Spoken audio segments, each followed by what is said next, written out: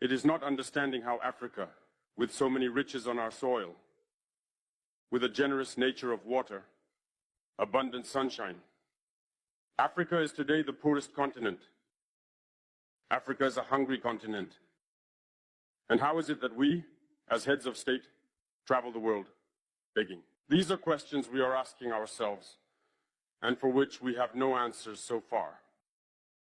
We have the opportunity to forge new relationships, and I hope these relationships can be the best to provide a better future for our peoples.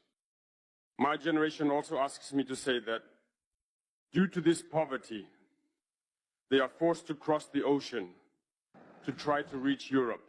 They die in the ocean, but soon they will not cross because they will come to our palaces to seek their daily sustenance. As for Burkina Faso, today we have been facing for more than 8 years the most barbaric, the most violent form of neocolonialism, of imperialism. The slavery that they still tend to impose on us. Our predecessors taught us one thing well. The slave who is not capable of assuming his revolt does not deserve pity for his fate. We do not pity ourselves, and we do not ask anyone to pity us. The Burkinabe people have decided to fight against the terrorists in order to revive their development. In this struggle, brave peoples, courageous populations have committed to taking up arms against terrorism.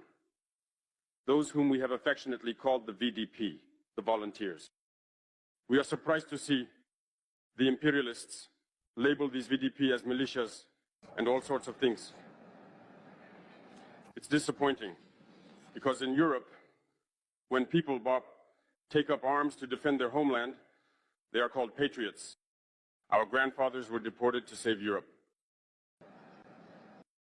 It was not with their consent, against their will.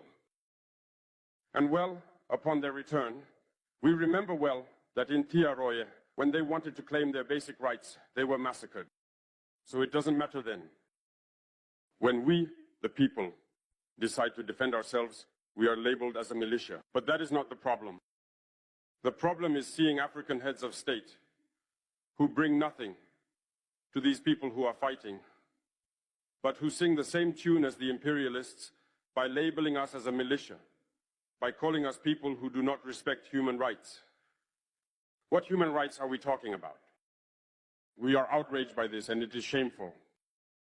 We, African heads of state, must stop behaving like puppets that dance every time the imperialists pull the strings. Yesterday, President Vladimir Putin announced the sending of grains to Africa. We are very pleased. We thank him for that.